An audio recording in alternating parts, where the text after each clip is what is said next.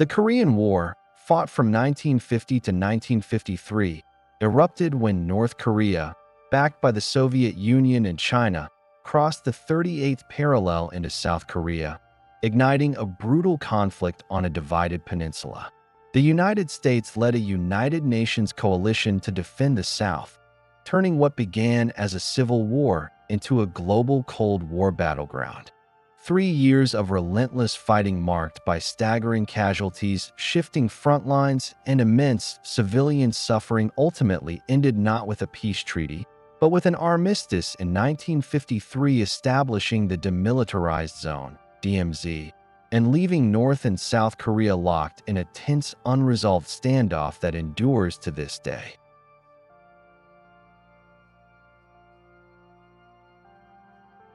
By the summer of 1945, the world had witnessed the unprecedented devastation of the Second World War. The Japanese Empire, once sprawling across East Asia, had surrendered following the atomic bombings of Hiroshima and Nagasaki and the Soviet declaration of war against Japan. For Korea, a nation that had endured 35 years of brutal colonial occupation, liberation came suddenly, yet not without ambiguity. The peninsula, long a single, culturally and historically unified entity, found itself divided along an arbitrary line, the 38th parallel. This line, hastily drawn by U.S.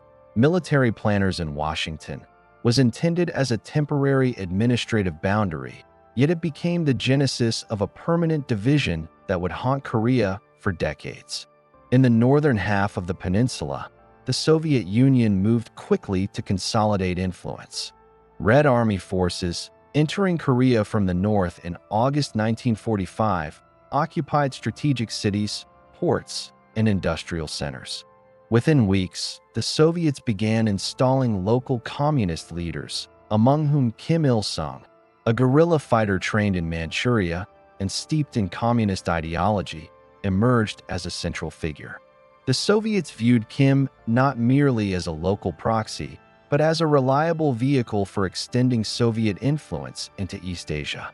By 1946, Kim had become the head of the North Korean Provisional Government, rapidly establishing a centralized, authoritarian regime that emphasized loyalty to the state, the suppression of dissent, and alignment with Moscow's strategic objectives. The North, rich in coal, hydroelectric power, and industry, was positioned as a nucleus for the socialist experiment on the peninsula. Yet this consolidation of power came at a price. Local landlords, former collaborators with Japanese authorities, and any perceived dissidents were systematically removed from positions of influence, often through purges, imprisonment, or execution. The Korean people, who had long yearned for self-determination after decades of foreign rule, suddenly found themselves under a regime that was ideologically rigid, tightly controlled, and backed by one of the world's two superpowers. In the South, the situation was markedly different but equally unstable. The United States, wary of communist expansion in Asia, quickly established a military government under the leadership of Lieutenant General John R. Hodge, who arrived in September 1945. Hodge oversaw the disarmament of Japanese troops and attempted to stabilize a society fragmented by years of occupation, famine, and social upheaval. Amid this administrative vacuum, conservative and nationalist politicians began to emerge, most prominently Syngman Rhee, an exile who had spent decades advocating for Korean independence in the United States. Rhee, with American backing, was positioned as the legitimate leader of the southern half of the peninsula, yet his authority was tenuous. Political factions competed for power, former collaborators with Japan were reintegrated into the system, and leftist guerrilla movements, inspired by communist ideology, challenged the southern administration with sporadic insurgencies. The division of Korea was not merely geographic but ideological.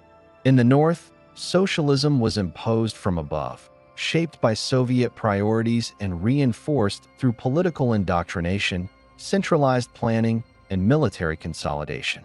In the South, Democratic ideals were nominally embraced, but in practice, the government was authoritarian, highly dependent on U.S. military and economic support, and often dismissive of grassroots political participation.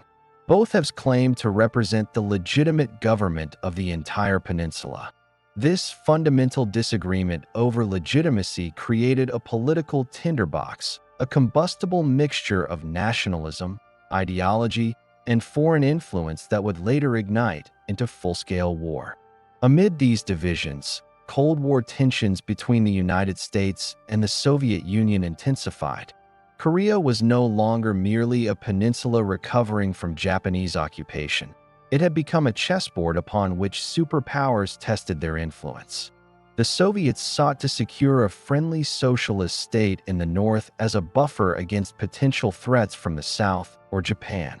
The Americans viewed a unified communist Korea as unacceptable, fearing that it would destabilize East Asia and embolden further communist expansion, particularly in China, which had only recently concluded a protracted civil war that had brought Mao Zedong's communist forces to power.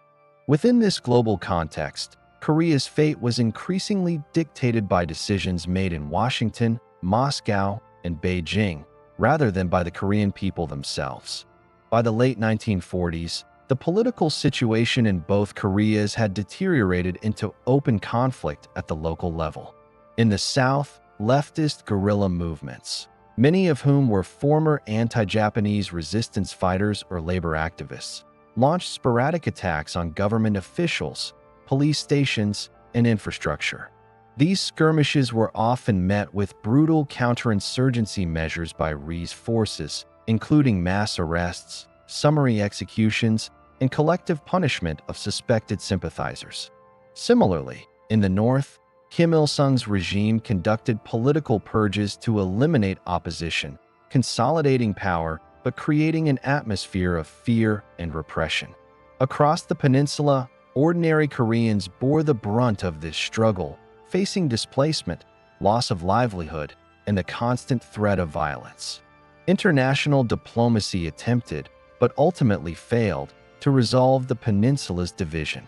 The United Nations, established in 1945 to promote peace and security, held discussions regarding Korean self-determination. In 1947, the UN proposed supervised elections to unify the peninsula under a single government. However, the Soviets refused to allow UN observers in the north, and the proposal collapsed. Subsequently, elections were held only in the South in 1948, resulting in the formal establishment of the Republic of Korea, ROK, with Syngman Rhee as its president. In response, the North declared the Democratic People's Republic of Korea, DPRK, with Kim Il-sung as premier.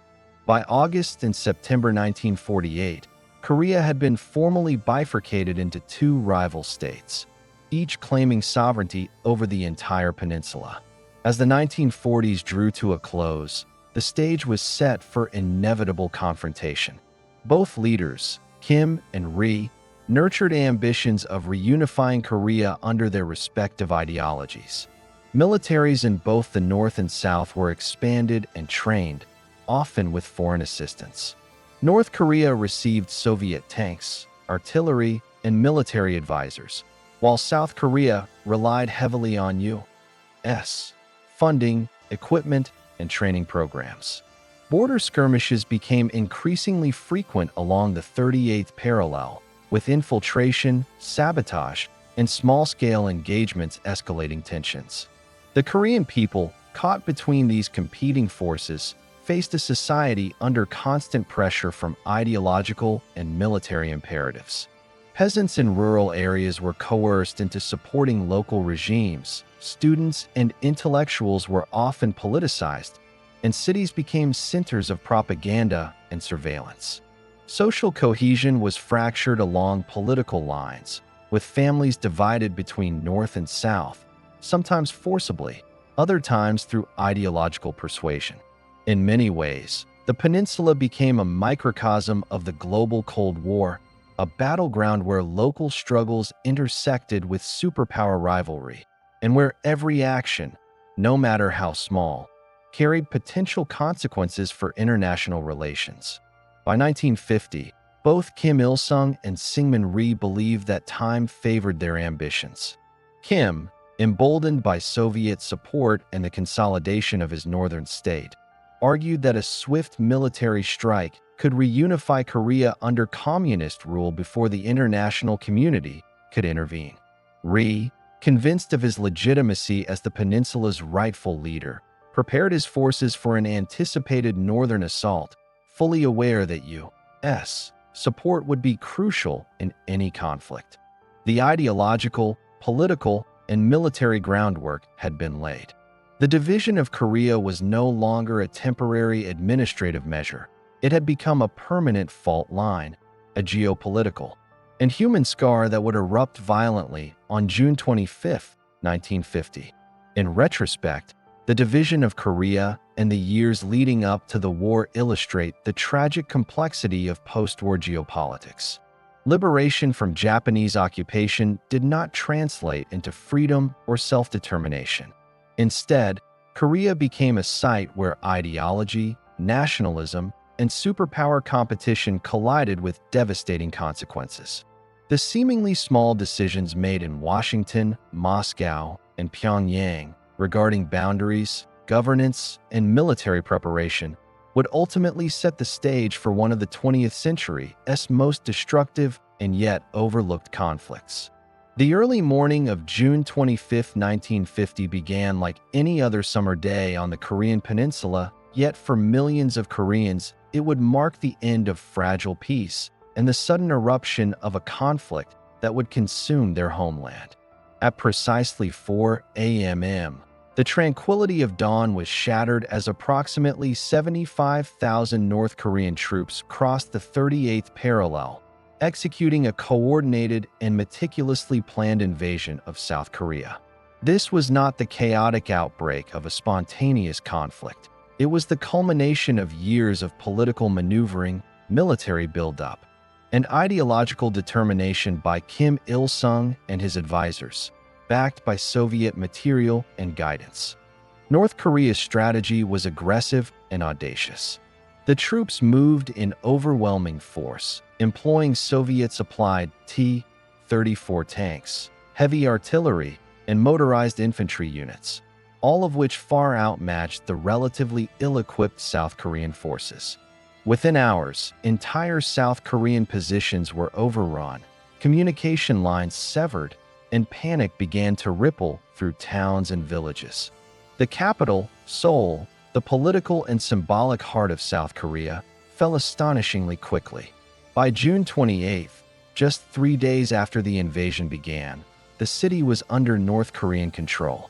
Its streets were crowded with soldiers, tanks, and terrified civilians. Government officials, bureaucrats, and military officers either fled south or were captured, leaving the South Korean administration in disarray. The South Korean Republic of Korea Army, ROKA, though determined, was underprepared for a conflict of this scale. Their forces numbered around 95,000 troops, many of whom were hastily trained and poorly equipped. Small arms, outdated artillery, and limited armored vehicles left them vulnerable to the mechanized units of the North. Communications were fragmented, logistics were inadequate, and morale was shaky. The rapid advance of the North Korean People's Army, KPA, left the southern defenses in chaos, with retreating units often disorganized and civilians caught in the crossfire. The psychological impact on the South Korean population was immediate. Confusion, fear, and despair permeated towns and rural areas alike. The international community, still adjusting to the post-World War II order, was stunned by the audacity of the invasion. The United Nations, barely 5 years old and still defining its role in global governance, convened an emergency session. The UN Security Council, led by the United States, rapidly condemned the attack as a violation of international law and a breach of peace. Leveraging its newfound authority, the UN authorized military intervention to repel the North Korean forces. Within days, American troops began mobilizing, signaling the world that the Korean Peninsula was no longer merely a regional dispute. It had become a front in the emerging Cold War. The U.S. military response was immediate but constrained by global logistics. President Harry S. Truman, recognizing the strategic importance of preventing communist expansion in Asia, deployed the 8th United States Army, initially stationed in Japan, to reinforce South Korea. These troops, commanded by Lieutenant General Walton Walker, faced daunting challenges. They were entering a rapidly collapsing theater, with supply lines stretched thin, unfamiliar terrain, and the pressing urgency of halting the North Korean advance. Despite these obstacles, American forces brought with them not only firepower but also training, discipline, and the coordination needed to organize a defensive line against the KPA. The initial battles of the invasion were brutal and often chaotic. North Korean units, capitalizing on surprise and momentum, swept through towns such as Kaesong and Wjeongbu, securing bridges, cutting off escape routes, and targeting key infrastructure. South Korean forces, despite fierce resistance, were repeatedly outmaneuvered and outgunned. Entire units were surrounded and annihilated, while civilians were forced to flee under bombardment, leaving behind homes, livelihoods, and, tragically, loved ones. Eyewitness accounts from these early days describe a landscape of fire, smoke, and confusion, with families carrying what few possessions they could salvage southward under harrowing conditions. By late June, the human toll was mounting. Casualty estimates in these opening days are staggering. Tens of thousands of South Korean soldiers killed or captured, civilians caught in the crossfire, and critical infrastructure devastated. The psychological shock of a swift and overwhelming invasion sent ripples through South Korean society. Villages were depopulated, schools and hospitals abandoned, and communication networks disrupted. The sense of urgency among South Korean leadership was palpable. Without immediate and decisive support, the fledgling republic risked complete collapse. In parallel, the geopolitical implications of the invasion were profound. The Soviet Union, while initially supportive of Kim Il-sung's plans, had advised caution, wary of provoking a confrontation with the United States. Meanwhile, China, still recovering from its own civil war, closely monitored the conflict but refrained from direct intervention at this early stage. The invasion had transformed Korea into a stage for international maneuvering, a test of resolve for the United States, a proving ground for Soviet influence, and a potential flashpoint that could escalate the broader Cold War. The North Korean military's tactics in these first weeks highlighted both planning and audacity. They executed rapid armored thrusts through mountain passes, bypassed fortified positions, and utilized propaganda to encourage Southern troops to surrender. Leaflets were dropped promising leniency to those who capitulated, and psychological warfare aimed to weaken resistance even before combat began. The combination of mechanized units, artillery barges, and well-coordinated infantry assaults allowed the KPA to advance at an alarming rate, setting the tone for what would become a 3-year struggle marked by both speed and brutality. American and UN forces, recognizing the gravity of the situation, began orchestrating defensive operations almost immediately. The goal was not to counterattack at this stage, but to stabilize the front, protect key population centers, and buy time for reinforcements to arrive. The concept of a holding action emerged as a central strategy. Maintain positions wherever possible, slow the enemy advance, and prevent the complete collapse of the South Korean state. Supplies were parachuted in, reinforcements ferried across the Sea of Japan, and emergency airlifts attempted to provide crucial support to beleaguered units on the ground. Amidst the military maneuvers, the civilian population faced unprecedented suffering. Refugee columns stretched for miles as families fled the advancing North Korean forces, often on foot and with minimal provisions. Starvation, disease, and exposure became as deadly as bullets and artillery. Reports from the time describe villages emptied of their inhabitants, livestock abandoned, and crops burned or seized by occupying forces. For many Koreans, the invasion marked not only a political catastrophe, but a profound personal tragedy, shattering communities and leaving a lasting imprint on memory and identity. The invasion also exposed weaknesses in the South Korean military and governance structures. Command hierarchies were fragile, coordination between units was limited, and intelligence on North Korean movements was often delayed or inaccurate. Leadership under President Syngman Rhee faced the dual challenge of maintaining internal cohesion while appealing for international assistance. Despite these hurdles, Rhee's government remained committed to the idea of resistance, emphasizing national unity, moral fortitude, and the legitimacy of the South Korean state. By the end of June 1950, the North Korean invasion had achieved remarkable tactical success. Seoul was occupied, much of the southern defense had collapsed, and UN intervention was still in its infancy.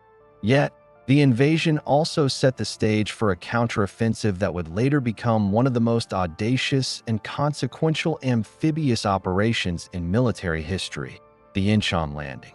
The rapidity and decisiveness of the initial North Korean advance created both strategic challenges and opportunities for the UN forces, ultimately shaping the trajectory of the war. In historical retrospect, the invasion of June 25, 1950, represents not merely a military maneuver, but a pivotal moment in global history. It was the first armed conflict of the Cold War era, a clash where local grievances and ambitions were inseparably intertwined with superpower rivalry. It demonstrated the devastating consequences of ideological polarization, highlighted the vulnerabilities of newly formed states, and foreshadowed the extraordinary human cost that would define the Korean War over the next 3 years. The events of that morning remind us that wars are not abstract calculations, but lived experiences, where strategy, politics, and human endurance collide with irrevocable consequences. As the KPA continued its advance and South Korean forces retreated toward the southeast, the world began to realize that Korea was no longer a peripheral concern. It had become the flashpoint of a broader ideological struggle, a testing ground for U.S. resolve, and a warning of the global stakes inherent in the emerging Cold War. By the time the invasion had swept through Seoul and threatened the southern provinces, the stage was set for a conflict that would embroil the entire peninsula, draw in international powers, and leave an indelible mark on the 20th century. By early July 1950, the North Korean People's Army, KPA, had advanced with astonishing speed across the Korean Peninsula, overrunning vast stretches of territory and forcing South Korean forces into a desperate retreat. What remained of the Republic of Korea Army, alongside hastily arriving American reinforcements, was cornered in the southeast tip of the peninsula, forming a defensive enclave around the port city of Pusan. This precarious position would come to be known as the Pusan Perimeter, a last-ditch defensive line that became the crucible for the United Nations' first major military engagement of the Korean War. The strategic significance of Pusan was clear. As a port city on the southeastern coast, it offered a lifeline for reinforcements, supplies, and equipment arriving from Japan and other UN sources. The surrounding terrain was a mixture of rugged mountains, rivers, and narrow coastal plains, offering natural defensive advantages but also posing logistical challenges. UN forces, composed primarily of American and South Korean troops, had to fortify this perimeter under immense pressure, while simultaneously attempting to reorganize retreating units, restore communications, and instill morale among soldiers who had faced near-constant defeat. The defenders of the Pusan Perimeter were outnumbered and outgunned, but the stakes demanded extraordinary resilience. By mid-July, estimates placed the KPA at approximately 70,000 to 100,000 troops, equipped with Soviet tanks, artillery, and mechanized infantry units, poised to break the perimeter and deliver a final blow to the South Korean state. UN forces, in contrast, numbered roughly 140,000 troops, a combination of American, South Korean, and limited Commonwealth units. Despite their numerical advantage, these forces were often inexperienced, undertrained, and poorly coordinated, with logistics strained by the chaotic retreat from the north. The initial days of defensive operations were marked by intense, often chaotic engagements along multiple fronts. KPA units launched probing attacks across rivers and ridges, testing the resolve and positions of UN defenders. These assaults were characterized by a combination of infantry advances, artillery bombardments, and armored thrusts. The American 24th Infantry Division, among the first U.S. units deployed, was tasked with holding key sectors despite having been recently reconstituted after World War II and lacking full combat readiness. Their orders were to hold at all costs, delay the enemy, and prevent the collapse of the perimeter, an impossible task given the speed and ferocity of the North Korean advance. As July progressed into August, battles erupted at critical points such as Taegu, Masan, and along the Nakdong River. At Taegu, a city critical for transportation and supply, South Korean and American forces faced repeated KPA assaults. Infantry units dug into the hillsides, laying mines and establishing defensive positions, while artillery units provided covering fire. Despite relentless attacks and infiltration attempts, defenders held firm, employing small unit tactics, coordinated artillery barrages, and improvised defensive measures. Civilians, caught between the advancing KPA and defending forces, endured air raids, shelling, and displacement, with thousands fleeing southward to seek refuge in Pusan itself. The KPA relied heavily on maneuver warfare and psychological pressure, attempting to exploit weaknesses in the perimeter. North Korean tanks, particularly the T-34 medium tanks, spearheaded attacks designed to penetrate defensive lines quickly. Infantry followed closely behind, often with orders to press forward regardless of casualties. Propaganda leaflets were dropped over defending positions, urging surrender with promises of safety and appealing to ideological sympathies. Yet, in many cases, these tactics hardened the resolve of UN defenders and local populations, who came to understand that their survival depended on cohesion and determination. Logistics emerged as a central challenge during the Pusan perimeter defense. The UN forces relied heavily on a continuous flow of reinforcements, supplies, and heavy equipment arriving via Pusan Harbor.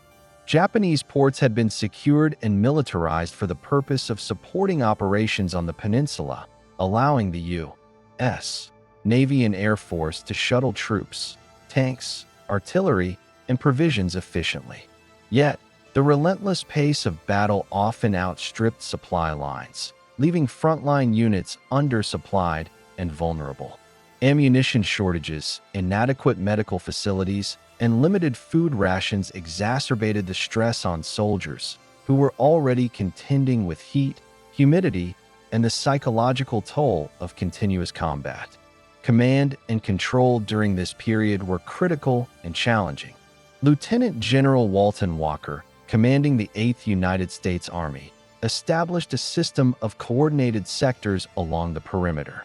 Each sector was assigned a mix of American and South Korean units, with American officers frequently taking lead positions due to superior training and experience. Communication networks, though rudimentary, were rapidly expanded using field telephones, runners, and radio links. Coordination with South Korean units, often hindered by language barriers and differing levels of training, required improvisation, negotiation, and, at times, direct intervention by American commanders to ensure cohesive defense. By late August, the defense of the Pusan Perimeter began to solidify. Key battles at Haimen, Taegu, and along the Naktong River demonstrated the capacity of combined forces to absorb and repel KPA offensives. At Haimen, U.S. infantry regiments held high ground against repeated assaults, using artillery and counterattacks to prevent a breakthrough. Meanwhile, South Korean units conducted flanking maneuvers to disrupt supply lines and gather intelligence on enemy movements. The integration of air support, primarily through U.S. Air Force sorties, allowed for targeted strikes against North Korean armor and concentrations of troops, providing critical relief to beleaguered ground forces. The human dimension of the Pusan Perimeter cannot be understated. Civilians living within and near the defensive line endured extreme hardship. Refugee camps emerged around Pusan, swelling the city's population and straining available resources. Disease, malnutrition, and exposure became as threatening as bullets or artillery. Reports from the time describe entire villages emptied of inhabitants, with families fleeing southward under harrowing conditions, often carrying what few belongings they could salvage. The social fabric of the region was under immense pressure, yet local populations, despite fear and hardship, frequently assisted in logistics, intelligence gathering, and medical support, demonstrating resilience amid chaos. As September approached, the North Korean advance began to lose momentum. The KPA had overextended supply lines, and the ferocity of UN resistance, combined with air superiority and artillery fire, slowed their progress. Continuous attrition had taken a toll on North Korean troops, who faced not only combat losses but also exhaustion, logistical shortages, and morale degradation. The defense of the Pusan Perimeter had achieved its critical objective, halting the momentum of the invasion, preserving a foothold in the southeast, and buying time for reinforcements and strategic planning. The Pusan Perimeter also marked a turning point in the operational mindset of UN forces. Rather than viewing the defense as a temporary measure, commanders recognized the need for an integrated strategy, combining defensive depth, logistical preparation, and coordination between multinational forces. Lessons learned during this period, particularly regarding terrain exploitation, combined arms operations, and civilian-military coordination, would inform subsequent campaigns, including the daring Inchon Landing that would later shift the war's momentum. By the end of September 1950, the Pusan Perimeter stood firm. Approximately 140,000 UN troops, fortified by reinforced positions, artillery emplacements, and defensive lines, had successfully repelled repeated KPA offensives.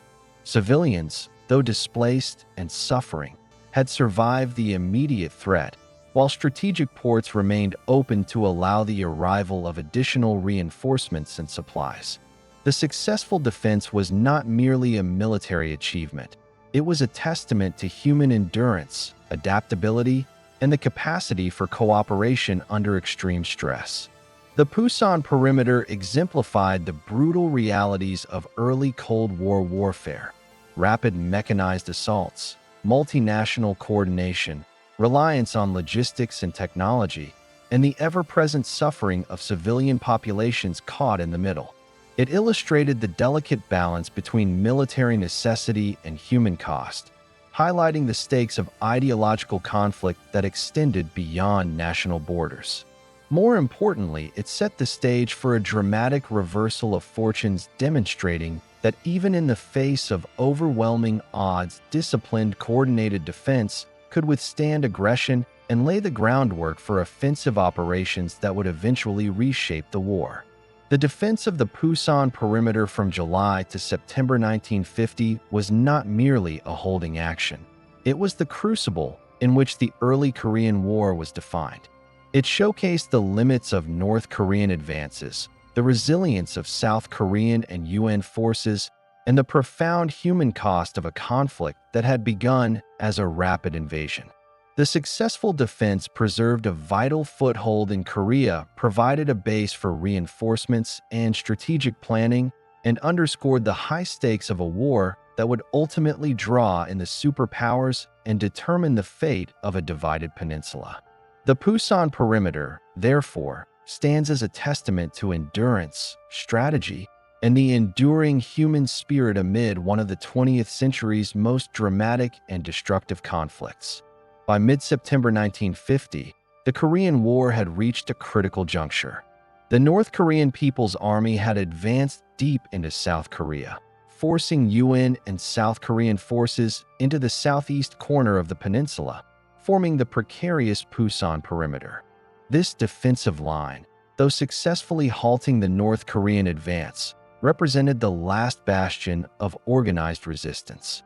The momentum of the war, however, was about to shift dramatically in a maneuver that would become one of the most audacious and strategically brilliant operations of the 20th century, the Inchon Landing.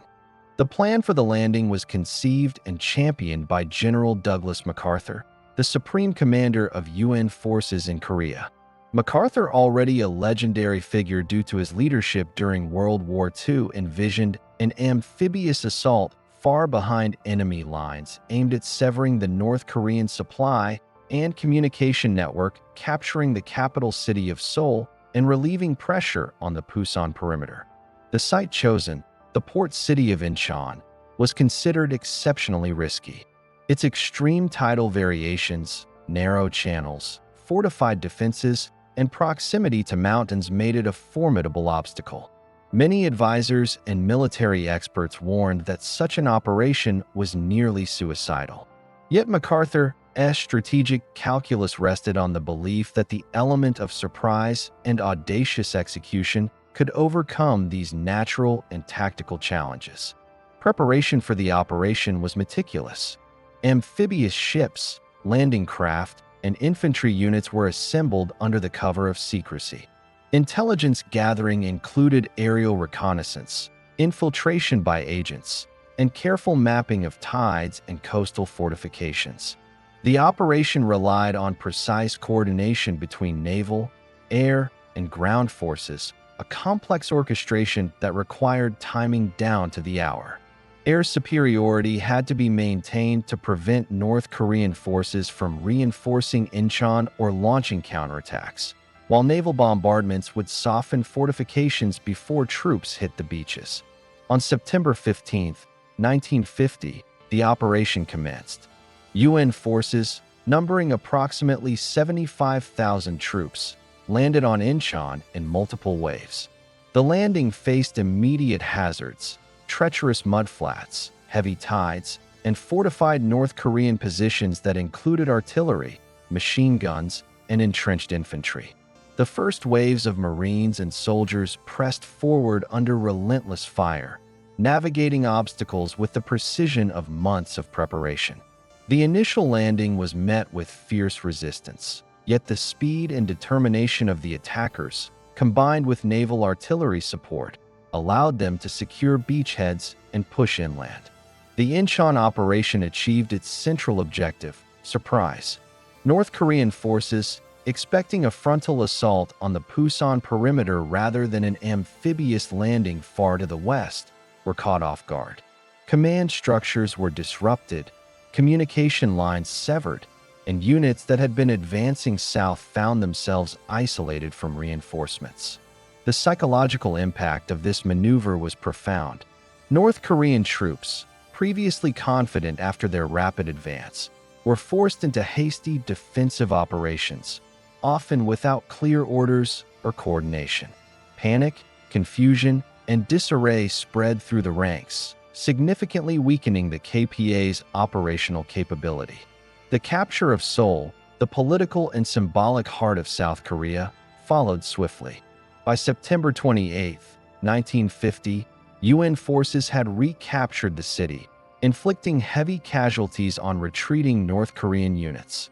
Urban combat in Seoul was intense and chaotic. Streets became killing fields where infantry engagements, armored skirmishes, and artillery exchanges dominated the landscape. Civilians were caught between advancing UN troops and retreating KPA forces. Reports describe mass evacuations, destruction of infrastructure, and tragic civilian casualties. The retaking of Seoul was not merely a military victory. It was a critical psychological blow to North Korean forces and a morale booster for UN troops and South Korean civilians alike. The Inchon Landing also demonstrated the effectiveness of combined arms operations and the importance of coordination between different military branches. Naval forces provided continuous bombardment and logistical support. Air forces conducted reconnaissance and targeted strikes on KPA positions and supply lines. Ground forces, once ashore, advanced in tightly coordinated maneuvers, securing high ground, key intersections, and infrastructure nodes. This integration of sea, air, and land assets exemplified modern warfare principles and provided a blueprint for future amphibious operations. Following the success at Inchon and Seoul, UN forces launched a counteroffensive to push the North Korean army back toward the 38th parallel. The operation was not merely tactical but strategic. It aimed to reverse the momentum of the war entirely. North Korean units, many of which had been overextended during their rapid advance, were forced into retreat under continuous pressure. The counteroffensive involved a combination of mechanized units, infantry assaults, and air support, systematically reclaiming territory, liberating towns and cities, and cutting off supply routes for KPA forces. During this counteroffensive, the liberation of cities like Suwon, Yeongdeungpo, and Incheon itself demonstrated both the operational capacity of UN forces and the resilience of the South Korean population. Civilians, though traumatized by occupation and bombardment, often assisted in logistical efforts, intelligence gathering, and rebuilding efforts. The speed of the advance also imposed significant logistical challenges for UN forces, as supply lines had to be extended hundreds of kilometers into previously KPA-controlled territory. Yet meticulous planning and coordination allowed the counteroffensive to maintain momentum, forcing the North Korean army into a retreat that would eventually reach the Yalu River, the border with China. The human dimension of this operation was immense. Civilians caught in contested areas experienced forced evacuations, shortages of food and medicine, and exposure to violence from both retreating KPA forces and advancing UN troops. Refugee movements swelled as families fled northward and southward, seeking safety from artillery barges, street fighting, and reprisals. Humanitarian crises emerged alongside military operations, requiring the establishment of refugee camps, medical facilities, and supply chains, often under extremely challenging conditions. The experiences of civilians during this period highlight the broader consequences of strategic military maneuvers, where tactical success often coincided with widespread human suffering. The success of the Inchon Landing had profound implications beyond the immediate military outcome. Strategically, it shifted the initiative decisively to UN forces. North Korean units, previously on the offensive and confident in their rapid advance, were forced into continuous withdrawal. Politically, the recapture of Seoul restored legitimacy and morale to the South Korean government under President Syngman Rhee, while simultaneously exposing vulnerabilities in the North Korean command structure. Internationally, the operation reinforced U.S. and UN credibility in East Asia, demonstrating the ability to plan and execute complex, high-risk operations in a theater that had previously been dominated by KPA successes. Yet, the triumph of Incheon and the subsequent counteroffensive were not without consequences. The rapid advance toward the northern border created logistical strains and exposed UN forces to the possibility of overextension. Intelligence reports indicated that China, now under the newly established communist government of Mao Zedong, was monitoring the situation closely and had expressed concerns about a UN advance toward its border. The stage was being set for a dramatic escalation, where initial success in Korea could provoke a broader regional intervention. By October 1950, the North Korean army had been pushed back across much of the peninsula, with UN and South Korean forces pursuing them toward the 38th parallel. Cities, villages, and industrial centers were liberated, though often heavily damaged by prior combat. The counteroffensive demonstrated the effectiveness of combined arms operations, the critical importance of supply lines, and the profound impact of morale and surprise in modern warfare. At the same time, it revealed the vulnerabilities of rapid advances, particularly when operating near hostile borders and under the constant threat of intervention by external powers. In essence, the Inchon Landing and subsequent counteroffensive represent a watershed moment in the Korean War. A bold, high-risk maneuver turned the tide of the conflict, transforming a desperate defensive situation at the Pusan Perimeter into a strategic opportunity to reclaim territory, restore political authority, and demoralize the North Korean army. It exemplified audacity, precise planning, and the integration of multiple military branches, while simultaneously highlighting the complex interplay between military success and civilian suffering. The operation showcased both the potential and the peril of modern warfare, setting the stage for the next phase of the Korean War, a push into North Korea that would soon provoke the intervention of Chinese forces, escalating the conflict to an international level. By the end of October 1950, UN forces had achieved remarkable operational success. Inchon had been secured, Seoul liberated, and North Korean units in disarray. The counteroffensive had not only stabilized the peninsula, but also created conditions for an ambitious pursuit of North Korean forces northward. However, the seeds of the next phase of the war, the Chinese intervention, brutal winter battles, and eventual stalemate, were already in place. The audacity and effectiveness of the Inchon operation would become a benchmark in military history, but it also foreshadowed the complexity and unpredictability that would define the Korean War over the next 3 years. The triumph of the Inchon Landing and the liberation of Seoul in September 1950 emboldened the United Nations and South Korean forces. Buoyed by this dramatic success, UN commanders under the strategic leadership of General Douglas MacArthur pursued an ambitious objective: to push northward into North Korea, eliminate the remnants of the North Korean People's Army, KPA, and reunify the peninsula under the Republic of Korea. What initially appeared as a straightforward continuation of momentum, however, would soon escalate the war into a broader and far more perilous conflict, as the specter of Chinese intervention loomed over the Yalu River frontier. By October 1950, UN and South Korean forces had advanced rapidly through North Korea. Key cities such as Pyongyang, the northern capital, fell to the counteroffensive, often after minimal resistance due to the disorganization and demoralization of retreating KPA units. UN troops were motivated by the belief that victory was within reach, confident that the collapse of North Korean military power would be swift. Armored divisions, mechanized infantry, and air support worked in concert to maintain operational tempo, exploiting weaknesses in North Korean positions and seizing transportation hubs, bridges, and supply depots. The rapid northward advance, however, concealed emerging vulnerabilities. Logistics became increasingly tenuous as supply lines stretched hundreds of kilometers across rough, mountainous terrain.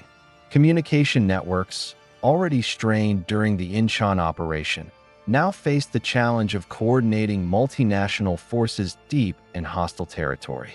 Troops were often operating without reliable intelligence regarding the disposition of remaining KPA units or potential external threats. Yet the sense of invincibility persisted among commanders and soldiers alike, who interpreted the swift fall of Pyongyang as a sign of imminent final victory. Unknown to UN leadership at the time, a new actor had quietly entered the strategic calculus. The People's Republic of China, under Mao Zedong, had recently solidified control over the mainland following the conclusion of the Chinese Civil War in 1949. Mao's government viewed the northward advance of UN forces as a direct threat to Chinese security. The border region along the Yalu River was critically important, not only as a buffer zone, but also as a strategic depth necessary to protect China's industrial and population centers in the northeast. Chinese leaders feared that a fully unified Korea under a U.S.-aligned government would establish a permanent American presence on China's doorstep, potentially threatening the nascent communist state. In response, China began covert mobilization along the northern border, deploying the People's Volunteer Army, PVA, under the command of General Peng Dehuai. These forces, experienced veterans of the Chinese Civil War, were well adapted to harsh terrain, trained in infiltration and guerrilla tactics, and highly motivated ideologically. The Chinese intervention was initially clandestine. Western intelligence agencies were largely unaware of the scope of the mobilization, leading UN commanders to underestimate the likelihood of a massive northern offensive. Mao's strategy was clear: allow UN forces to overextend into North Korea, then strike decisively with overwhelming manpower and tactical surprise. As UN and South Korean forces pushed further north, the first signs of Chinese intervention began to emerge. Reports of guerrilla-style engagements, ambushes, and unexplained resistance in remote areas were initially dismissed as remnants of KPA units or isolated skirmishes. However, by late October 1950, the scale and intensity of these engagements signaled the presence of a larger, organized force. Chinese troops, skilled in camouflage and night operations, exploited UN supply line vulnerabilities and launched sudden, coordinated attacks that began to slow the advance. The operational challenges of the northward campaign were compounded by terrain and climate. The northern portion of the Korean Peninsula is dominated by rugged mountains, deep river valleys, and limited road networks. Harsh autumn weather brought heavy rains, making roads muddy and rivers swollen, further straining logistics. Armored columns found themselves restricted to narrow passes, and supply convoys were vulnerable to ambushes and artillery fire. Despite these obstacles, UN forces pressed forward, driven by the momentum of prior victories and the political objective of reunification. The first major encounter with Chinese forces occurred in late October, during the Battle of Unsan. UN troops, primarily South Korean units supported by American advisors, were caught by surprise by Chinese forces executing a night assault. The PVA utilized infiltration tactics, attacking in small, coordinated units designed to disrupt command and control, encircle positions, and neutralize artillery advantages. The battle inflicted heavy casualties on UN troops and demonstrated the tactical skill and determination of Chinese forces, signaling that the war in North Korea would be far more complex than previously anticipated. As November progressed, Chinese intervention intensified. PVA forces launched multiple offensives against advancing UN units, using night attacks, ambushes, and feints to destabilize positions and cut off reinforcements. Cities and towns that had fallen with relative ease during the UN advance now became contested battlegrounds. The retaking of Sinuiju and other strategic locations along the border demonstrated the effectiveness of Chinese counteroffensive tactics, which leveraged terrain, surprise, and the overextended supply lines of UN forces. The human cost of this phase of the war was immense. Both military personnel and civilians suffered tremendously. North Korean units that had been retreating from earlier UN victories were often caught between pursuing UN forces and advancing Chinese troops, leading to encirclements and mass surrenders. Civilians in northern towns faced bombardment, forced evacuations, and disruption of food and medical supplies. Reports describe villages abandoned in panic, bridges destroyed to slow the advance of opposing forces, and populations trapped in crossfires. The rapid swings of territorial control created an environment of chaos and uncertainty, further complicating relief and medical efforts. Strategically, the Chinese intervention transformed the conflict from a civil war into a full-scale international confrontation. The previously linear north-south dynamic was replaced by fluid front lines, unpredictable engagements, and the constant threat of encirclement. UN commanders, now facing a formidable external force, were forced to reassess the objectives of the campaign. What had begun as a pursuit of North Korean annihilation and reunification of the peninsula was now a complex operation against an enemy capable of strategic depth, unconventional tactics, and large-scale mobilization. The advance to the Yalu River had revealed both the strengths and limitations of the UN strategy. Mechanized units, superior air power, and logistical expertise had allowed for rapid territorial gains, but they were ill-prepared for the unconventional tactics employed by the Chinese. Night attacks, infiltration behind lines, and ambushes exploited vulnerabilities in UN operations, demonstrating that technological superiority alone could not guarantee success. The intervention underscored the importance of intelligence, terrain analysis, and flexibility in planning and executing military campaigns. By the end of November 1950, UN forces had been compelled to halt their advance and begin a strategic withdrawal in the face of the growing Chinese threat.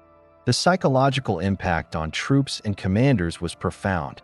Units that had experienced unbroken momentum through North Korean territory now faced the reality of facing an enemy with both numerical superiority and tactical ingenuity. Commanders were forced to make difficult decisions regarding repositioning, reinforcement, and coordination across multiple fronts, all while maintaining morale and cohesion under increasingly perilous conditions.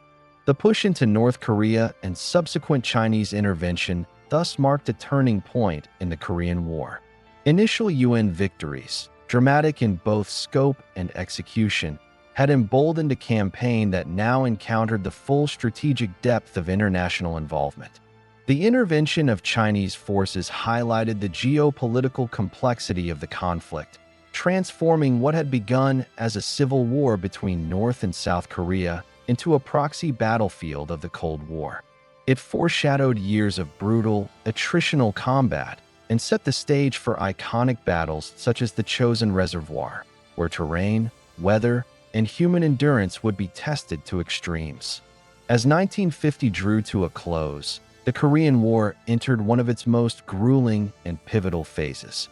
Following the initial UN victories at Inchon and the counteroffensive that pushed North Korean forces back toward the Yalu River, the intervention of Chinese forces transformed the conflict into a brutal winter campaign that tested the endurance, courage, and resilience of all involved. This period is epitomized by the Battle of Chosin Reservoir, a harrowing struggle that has become emblematic of the extreme conditions and extraordinary human endurance that characterized the Korean War. By November 1950, the advance of UN forces into North Korea had slowed dramatically.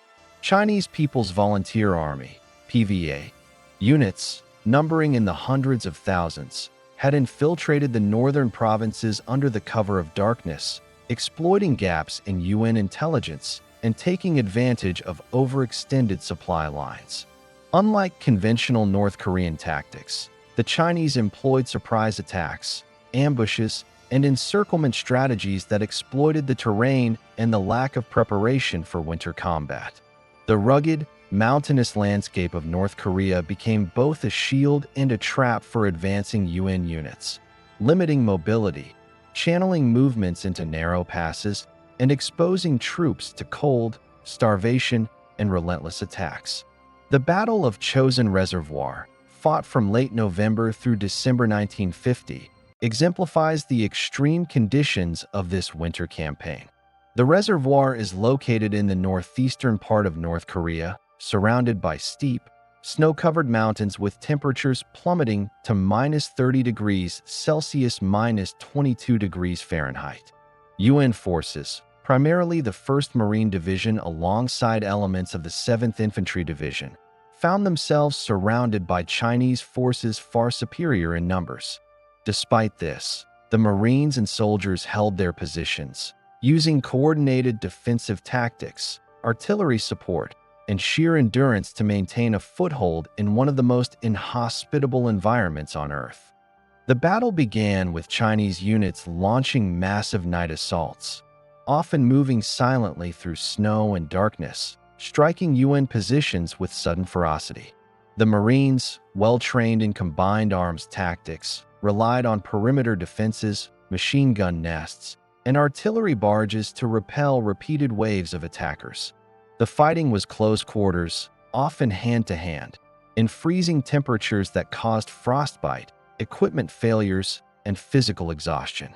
Soldiers described digging trenches in frozen ground, melting snow for water, and using every available resource to maintain combat effectiveness while under constant threat of encirclement.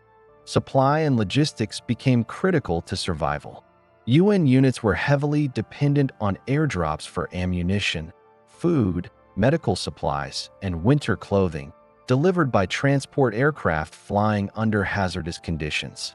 Pilots faced anti-aircraft fire, treacherous mountain winds, and limited visibility, yet their efforts were vital in sustaining frontline units. Field hospitals were overwhelmed with cases of frostbite, malnutrition, and injuries sustained during both combat and extreme environmental exposure. Despite these hardships, discipline, training, and morale remained remarkably high, contributing to the ability of UN forces to conduct an organized fighting withdrawal when encirclement became inevitable. The strategic significance of Chosin Reservoir extended beyond immediate tactical considerations. The UN objective was to hold the line long enough to extract units safely while delaying the Chinese advance into South Korea. In this context, the battle became a test of endurance and coordination.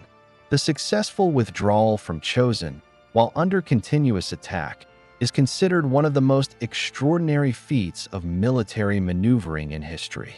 Units maintained cohesion despite severe losses, maintained defensive fire to cover retreating comrades, and ensured the evacuation of wounded personnel and critical equipment, a testament to planning, leadership, and sheer human resolve.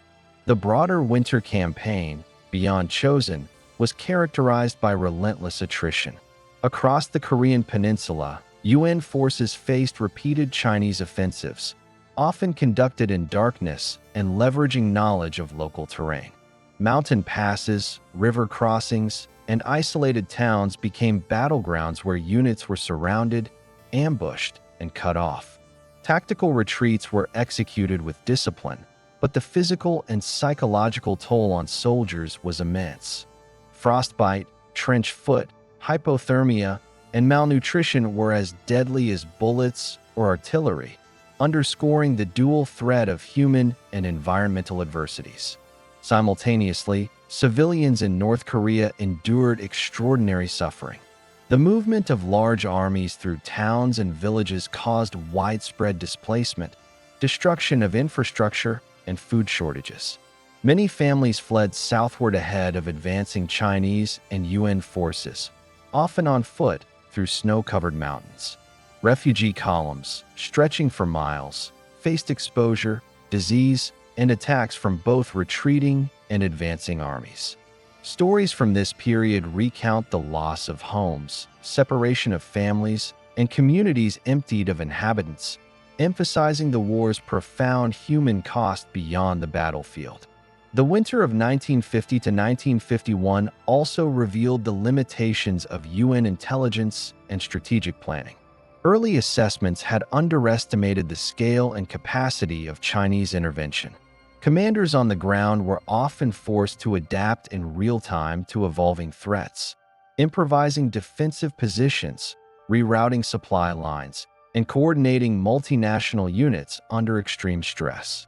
This adaptability was crucial in preventing total encirclement and catastrophic defeat, Yet it also highlighted the unpredictability inherent in Cold War-era conflicts where local, regional, and global interests intersected in volatile ways. Despite the harsh conditions and formidable enemy, the defensive and withdrawal operations during this winter campaign demonstrated the effectiveness of disciplined military doctrine under extreme adversity. UN forces maintained order, protected critical equipment and personnel, and inflicted significant casualties on Chinese forces through coordinated firepower, counterattacks, and tactical withdrawals. Leadership, training, and cohesion were tested to their limits, illustrating that success in warfare often depends not only on numerical superiority or technological advantage, but on resilience, adaptability, and leadership under pressure. The human stories from Chosin Reservoir and the surrounding winter campaigns are equally compelling. Accounts of individual heroism, unit cohesion, and improvisation under life-threatening conditions are abundant. Soldiers improvised stoves to melt snow for water, carried wounded comrades across icy terrain, and engaged in combat despite frostbite that rendered fingers and toes numb or immobile. The psychological toll was immense, with exhaustion, fear, and loss ever present. Yet amidst this suffering, bonds of camaraderie and duty emerged as critical to survival, forging a legacy of endurance and commitment that continues to define narratives of the Korean War. Strategically, the winter of 1950 to 1951 marked the transition from rapid maneuver warfare to stalemate and attrition. Chinese intervention had halted the UN advance into North Korea and forced a re-evaluation of operational objectives.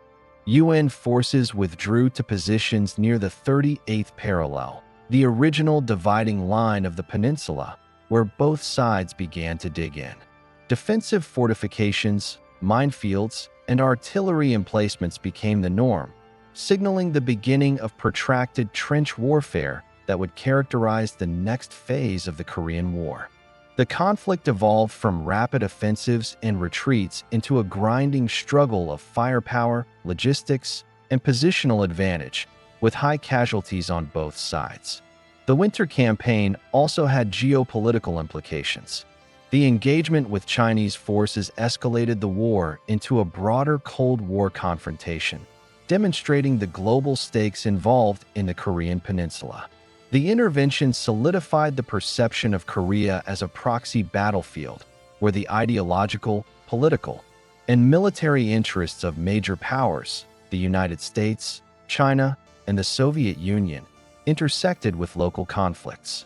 Decisions made during this period would influence strategy, negotiations, and the eventual armistice, illustrating that the human and tactical realities on the ground were inseparable from the global political context. By early 1951, after the extreme cold, intense combat, and exhausting withdrawals, UN and South Korean forces had stabilized the front near the 38th parallel. Both sides, recognizing the immense cost of offensive operations under harsh conditions, began to consolidate positions and prepare for prolonged engagements.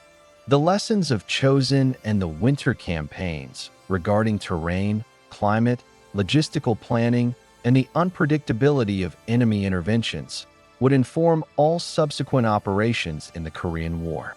The experiences of soldiers, Marines, and civilians alike underscored that the Korean War was not only a military contest, but a profound human ordeal where endurance, adaptability, and strategic foresight determined survival and success. By the dawn of 1951, the Korean War had transformed from a series of rapid offensives and dramatic maneuvers into a grinding, attritional struggle. The initial momentum of the North Korean advance, halted at the Pusan Perimeter and the audacious Inchon Landing, followed by the push into North Korea, had given way to the harsh reality of prolonged combat. The intervention of Chinese forces and the extreme conditions of winter 1950 had forced UN and South Korean troops into fortified positions along the 38th parallel. where both sides entrenched themselves for a war of endurance artillery and aerial bombardment.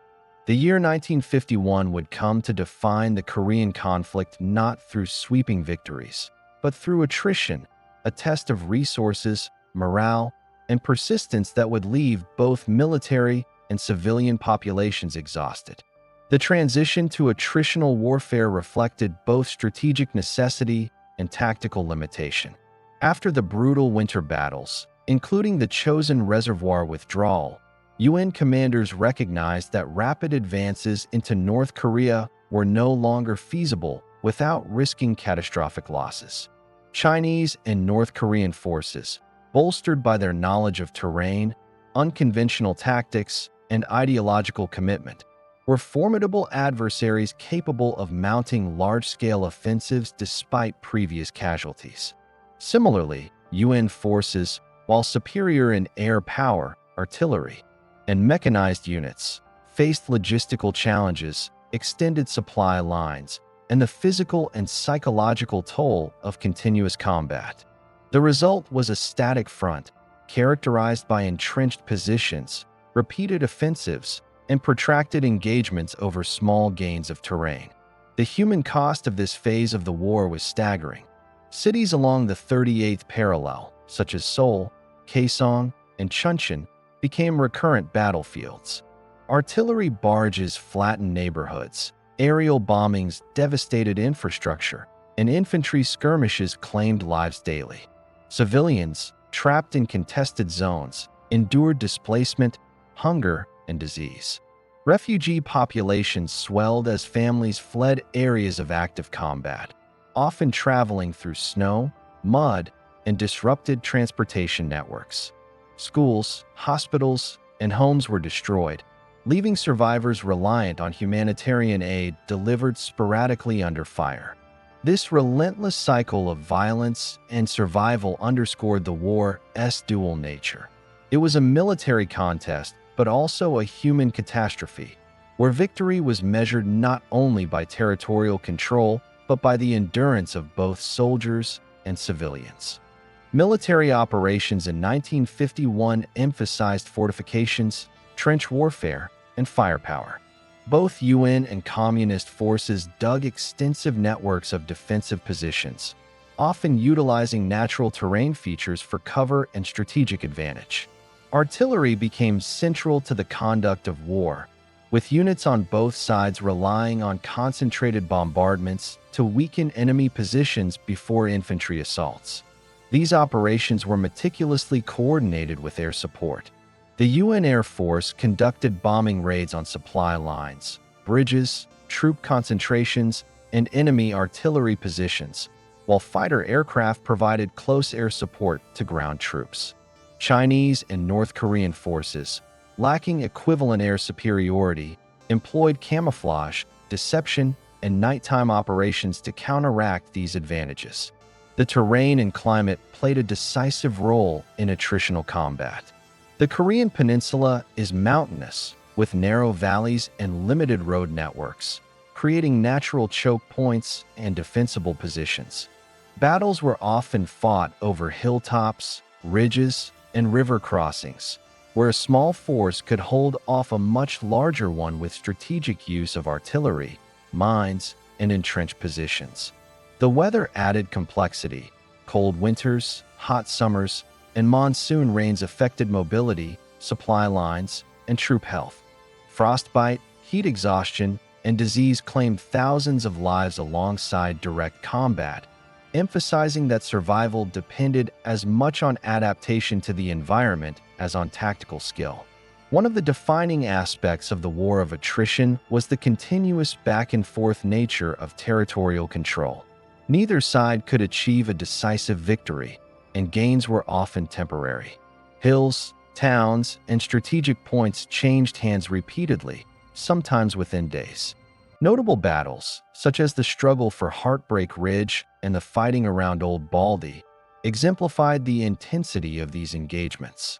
Infantry units faced relentless artillery barrages and frontal assaults, often incurring heavy casualties for minimal territorial gain. Commanders on both sides relied on rotation of troops, constant reinforcement, and meticulous planning to maintain positions and counter enemy offensives. The psychological strain on soldiers was profound. Daily life consisted of exposure to artillery fire, sniper attacks, harsh weather, and limited rest. Morale depended heavily on leadership, camaraderie, and the ability to endure hardship. Soldiers developed routines to maintain combat effectiveness, from digging trenches and fortifying positions to improvising shelters and rationing supplies. Letters home, brief moments of rest, and small acts of resilience became vital to survival. The mental toll of attritional warfare, compounded by the uncertainty of victory and high casualty rates, shaped the experiences of an entire generation of combatants. From a strategic perspective, 1951 was a year of stalemate with ongoing political and military maneuvering. While the front line stabilized, both sides sought opportunities to achieve incremental advantages. UN forces aimed to consolidate positions, interdict supply lines, and conduct limited offensives to wear down enemy capabilities. Chinese and North Korean forces similarly sought to exploit weaknesses, launch surprise attacks, and disrupt the cohesion of UN units. The conflict had evolved into a war of calculated attrition, where success was measured by the ability to sustain operations, inflict damage, and maintain morale rather than by sweeping territorial conquest. Diplomatic efforts ran parallel to battlefield operations. Recognizing the immense human and material costs, both sides initiated negotiations, although progress was slow and intermittent. The talks, often conducted at Kaesong and later Panmunjom, focused on contentious issues such as prisoner exchange, territorial lines, and the broader ideological struggle between communism and democracy. While negotiation provided a potential avenue for resolution, military commanders continued to prepare for sustained conflict, knowing that any agreement would be contingent on battlefield realities. Technological factors also played a role in shaping attritional warfare. The UN relied heavily on artillery, mechanized units, and air support to maintain an advantage. Fighter jets and bombers targeted enemy positions with precision, while tanks and armored vehicles provided mobility and firepower in the rugged terrain. On the opposing side, Chinese and North Korean forces leveraged massed infantry assaults, underground tunnels, and night attacks to mitigate technological disadvantages. This dynamic created a complex operational environment where innovation, adaptation, and tactical ingenuity were crucial to survival and effectiveness. The war of attrition also had profound consequences for civilian populations and urban centers. Cities along the front lines were subject to repeated bombardments and sieges, leading to widespread destruction. Food shortages, displacement, and exposure created humanitarian crises, with civilians often caught between opposing forces. The experience of civilians during this period highlights the indiscriminate nature of attritional warfare. Success on the battlefield came at immense social and human cost. Refugees traveled southward, often facing exposure, disease, and violence, while humanitarian organizations struggled to provide aid under continuous combat conditions. By the end of 1951, the Korean War had settled into a grim pattern. Front lines stabilized near the 38th parallel, trenches and fortifications dominated the landscape, and both sides engaged in intermittent offensives to gain marginal advantages. The conflict had evolved into a test of endurance, with victory measured in sustainability rather than rapid conquest. Cities lay in ruins, infrastructure was decimated, and the human toll, both military and civilian, was staggering. Yet amidst this devastation, military planners gained critical insights into modern warfare. The importance of combined arms operations, logistics, intelligence, terrain exploitation, and the resilience of soldiers under extreme conditions. In essence, 1951 marked a turning point in the Korean War. The initial dramatic offensives of 1950, characterized by rapid advances and audacious maneuvers, gave way to a protracted struggle of attrition. The conflict revealed the limits of technological superiority and the decisive role of terrain, weather, and human endurance. It also underscored the intersection of military operations and geopolitical strategy, as the Korean Peninsula became a focal point of Cold War tensions involving the United States, China, and the Soviet Union. The war of attrition left an enduring legacy in both military and civilian spheres. Soldiers developed adaptive tactics, resilience under extreme conditions, and a deep understanding of the interplay between environment, logistics, and combat. Civilians endured immense suffering, but also displayed resilience and resourcefulness in the face of repeated displacement and destruction. Strategically, the lessons learned in 1951 would inform operations in subsequent phases of the war, from continued stalemate to the eventual armistice negotiations that would follow in 1953. Ultimately, the war of attrition during 1951 demonstrated the brutal reality of modern Cold War-era conflict. Victory was rarely decisive. Human suffering was immense, and the interplay of military, political, and environmental factors dictated the pace and outcome of operations. It was a year of endurance, testing the limits of human and institutional capacity, and setting the stage for the negotiations, stalemates, and continuing confrontations that would define the remainder of the Korean War. By 1951, after the brutal attritional campaigns and extreme winter battles that had stabilized the front near the 38th parallel, the Korean War had evolved from a fast-moving conflict into a protracted stalemate. Both sides, weary from sustained casualties and economic strain, faced the harsh reality that outright military victory was increasingly unlikely.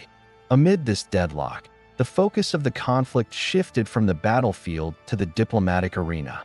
Negotiations, initially tentative and marked by mistrust, became an essential dimension of the war, reflecting the complex interplay between military operations, ideological confrontation, and the emerging contours of Cold War politics.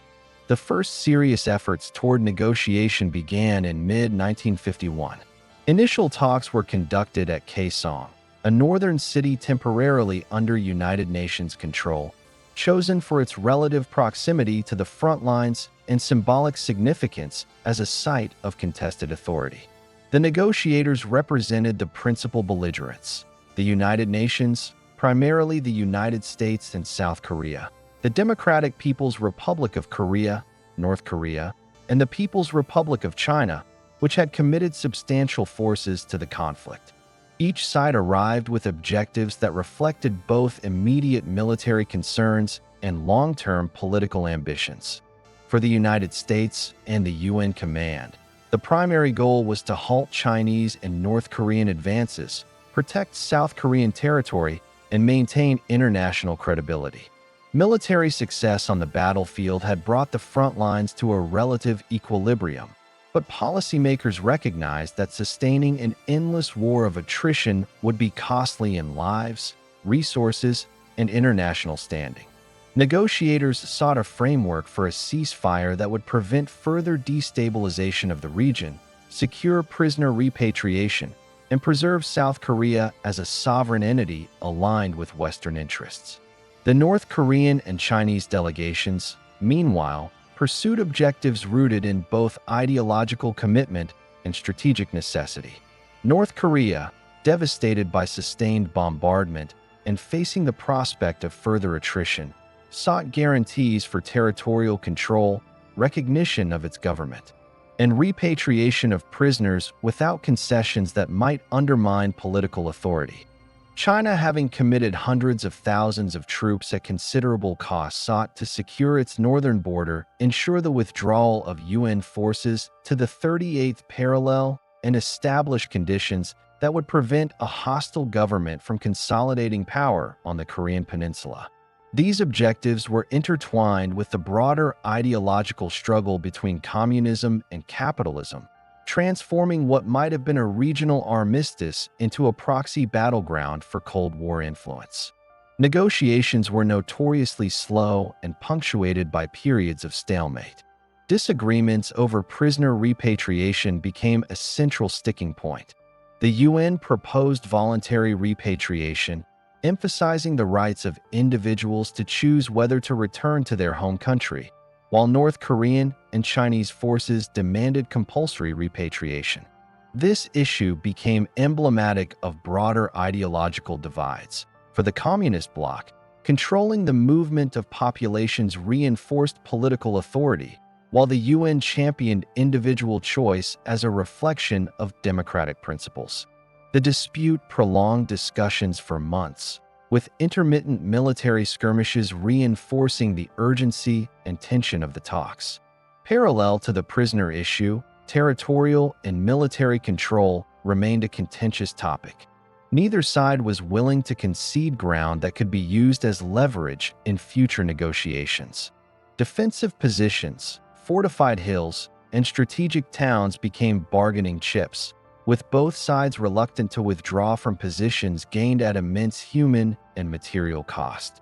UN forces sought to consolidate gains south of the 38th parallel, while North Korean and Chinese negotiators insisted on preserving influence over key northern territories. The delicate balance between military necessity and diplomatic flexibility defined much of the negotiation process, requiring careful coordination between generals, diplomats, and political leaders. Throughout these negotiations, superpower dynamics shaped outcomes behind the scenes. The United States, aware of the strategic stakes in East Asia, sought to coordinate with South Korean leadership while avoiding confrontation with the Soviet Union, which provided political and logistical support to North Korea. Moscow, while not sending large numbers of troops, exerted influence through diplomatic channels, weapons supplies, and intelligence operations. Similarly, Beijing coordinated closely with Pyongyang to ensure unified negotiating positions, maintaining the appearance of solidarity while managing internal priorities such as consolidating control over its newly unified territory and projecting power as a rising communist state. The interplay between local and global actors transformed the armistice discussions into a complex exercise in international diplomacy, where battlefield gains were inseparable from ideological and geopolitical calculations. Despite these tensions, negotiations did achieve incremental progress. Ceasefire lines were proposed, adjusted, and readjusted in response to evolving military realities and diplomatic pressures. Both sides engaged in a form of positional bargaining, exchanging concessions on minor territorial holdings while holding firm on critical points such as the demarcation of the front lines, the establishment of the Demilitarized Zone, DMZ, and the rules governing military engagement. The protracted nature of these talks reflected both the high stakes involved and the inherent challenges of reconciling military, political, and ideological objectives in a Cold War context. The negotiation process was also influenced by domestic political considerations. In the United States, public opinion was increasingly sensitive to the human and financial costs of the war. Reports of casualties, harsh winter conditions, and repeated military setbacks influenced congressional debates and presidential policy decisions. Similarly, Chinese leadership faced the dual challenges of maintaining morale among troops engaged in harsh winter combat and projecting an image of strength to consolidate internal political authority. North Korean leaders contended with a devastated economy, displaced populations, and the challenge of maintaining political control over territories recaptured by UN forces. These domestic pressures shaped the pace, tone, and content of negotiations, highlighting the interconnectedness of battlefield realities, diplomacy, and political legitimacy. Throughout 1951 and into 1952, military actions and diplomacy were deeply intertwined. Frontline skirmishes, artillery duels, and limited offensives continued even as negotiators met around conference tables. This duality underscored the fragility of ceasefire agreements and the reality that neither side could afford to pause preparations for renewed combat. Every tactical gain or loss influenced the negotiating posture, and every diplomatic breakthrough or setback impacted operational decisions on the ground. The Korean War, therefore, became a theater in which military, political, and ideological objectives were inseparable, with each domain exerting influence over the others. Humanitarian concerns were also central to the negotiation process. Both sides recognized the need to address the plight of civilians caught in the conflict zone, including refugees, the wounded, and prisoners of war. Efforts to establish protocols for medical evacuation, aid delivery, and civilian protection were negotiated alongside more contentious political and territorial issues. These discussions highlighted the war's profound human dimension, emphasizing that diplomacy during conflict is not only about political advantage, but also about mitigating suffering and preserving lives wherever possible. By late 1952 and early 1953, negotiations had gradually coalesced around core issues, paving the way for eventual resolution. Military stalemate, combined with international pressure and domestic constraints, forced both sides to accept compromises they had previously resisted. The armistice talks reflected an uneasy balance, a desire to end active hostilities while preserving the essential political and ideological goals of each side. The negotiations established the parameters for the eventual creation of the DMZ, outlined procedures for the repatriation of prisoners, and delineated the responsibilities of military observers. These provisions, while leaving many political questions unresolved, provided a framework to freeze the conflict and prevent further escalation.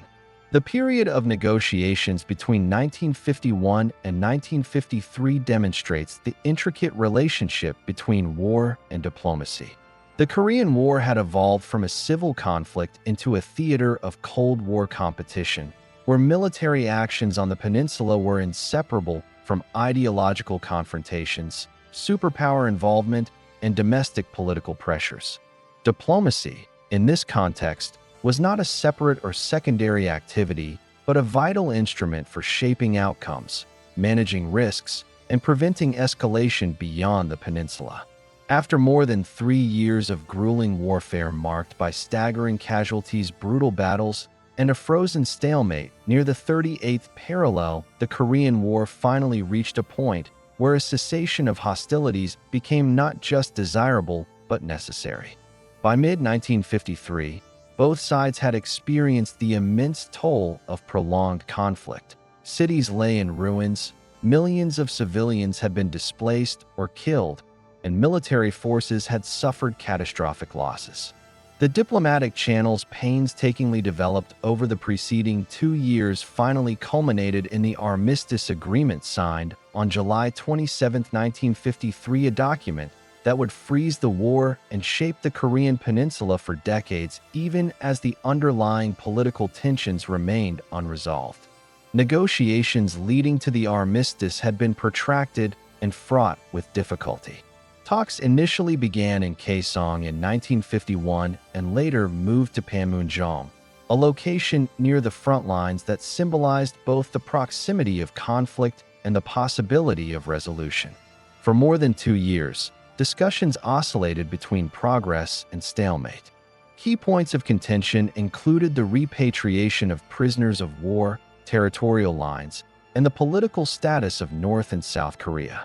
The United States and the United Nations advocated for voluntary repatriation, emphasizing human rights and the choice of prisoners to return to their countries, while North Korean and Chinese delegations insisted on compulsory repatriation, seeking to maintain political control and ideological influence over captured soldiers.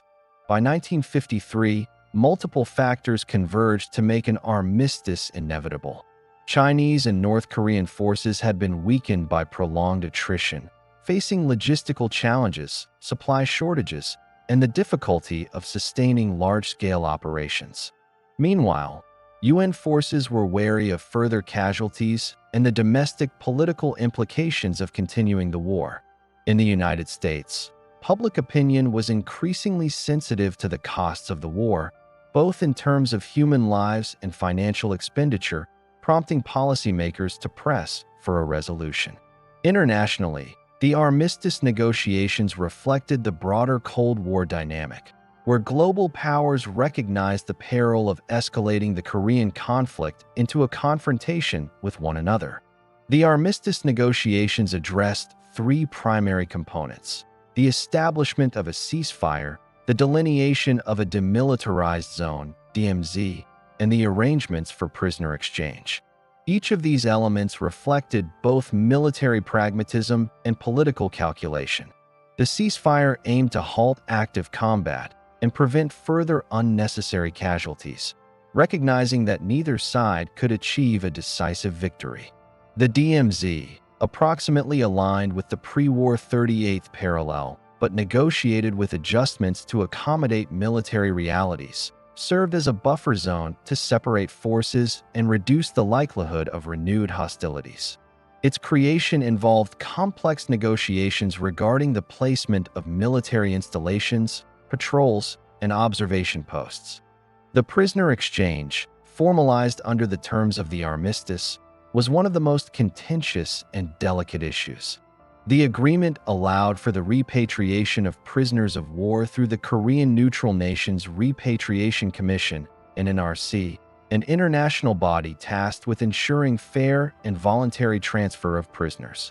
Despite the Commission's oversight, the process revealed deep ideological divides. Many North Korean and Chinese captives refused repatriation, fearing persecution or ideological suppression in their home countries, while some South Korean and UN prisoners opted to remain in neutral countries or South Korea rather than return to communist-controlled territory. The complexity of the repatriation process highlighted the war's enduring ideological dimension, even as active combat ceased.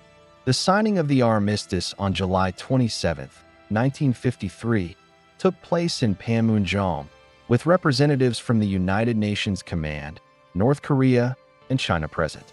While the agreement officially ended hostilities, it is critical to note that no formal peace treaty was ever signed. The armistice was a military and political ceasefire, freezing the conflict rather than resolving it. The peninsula remained divided, with the DMZ serving as both a symbol of separation and a tangible barrier to renewed confrontation. The lack of a peace treaty meant that the Korean War technically never officially ended, a fact that continues to influence inter-Korean relations, military planning, and international diplomacy to this day. The human cost of the conflict, formalized in the aftermath of the armistice, was staggering. Estimates suggest that over 2.5 million civilians and military personnel had perished, with countless others wounded or displaced. Entire cities and villages were destroyed, infrastructure lay in ruins, and economies across both North and South Korea were devastated. The psychological impact on survivors, including trauma, family separation, and loss of livelihoods, added layers of complexity to post-war reconstruction. Despite the cessation of active combat, the war's legacy persisted in the social fabric, shaping generations and influencing cultural, political, and economic trajectories on the peninsula. Militarily, the armistice reflected a balance of power that had been established through years of brutal attrition. Both sides retained substantial forces near the DMZ, fortified positions, and extensive artillery capabilities, ensuring that while active fighting had ceased, the potential for renewed conflict remained. This precarious equilibrium emphasized that the armistice was as much about deterrence and containment as it was about peace. UN forces maintained a presence in South Korea to prevent further aggression, while North Korean and Chinese forces consolidated their positions in the north, preparing for the possibility that hostilities could resume if strategic circumstances shifted. The armistice also had significant geopolitical implications. The Korean War had served as a critical early flashpoint in the Cold War, demonstrating that local conflicts could rapidly escalate into global confrontations. The involvement of China and the United States, alongside the ideological support provided by the Soviet Union to North Korea, underscored the international stakes of the conflict. The armistice effectively froze the war, but it also solidified the division of the Korean Peninsula into two distinct political, economic, and military entities, setting the stage for the ongoing struggle for influence in East Asia. Economically and socially, the armistice initiated a period of reconstruction that would shape the future of both Koreas. In the South, American aid and investment facilitated rebuilding infrastructure, stabilizing governance, and initiating industrial and agricultural recovery. Over time, these efforts contributed to South Korea's transformation into a modern economic power. In the North, reconstruction occurred under a centralized, authoritarian regime, with heavy militarization and a focus on self-reliance, which ultimately led to a closed and isolated state under Kim Il-sung. The war and its cessation created diverging developmental trajectories that continue to define the peninsula.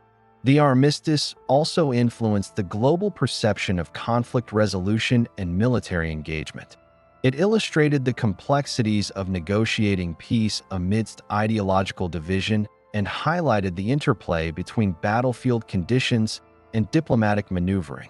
The negotiations demonstrated that enduring ceasefires require not only military pressure, but also sustained diplomacy, international mediation, and careful consideration of human, political, and strategic factors. The lessons learned would inform subsequent conflicts and diplomatic efforts during the Cold War and beyond. Finally, the armistice left a lasting imprint on the cultural memory of the Korean War.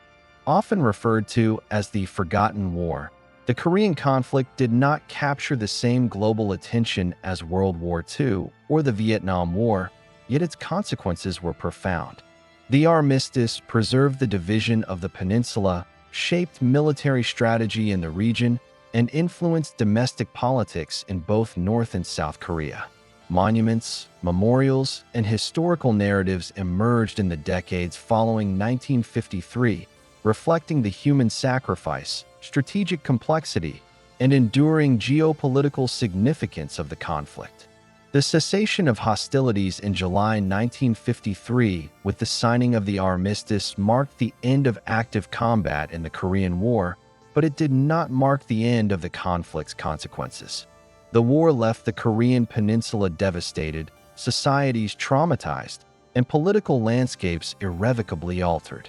The legacy of the Korean War, often overshadowed by other conflicts of the 20th century, is one of immense human suffering, geopolitical recalibration, and enduring tension.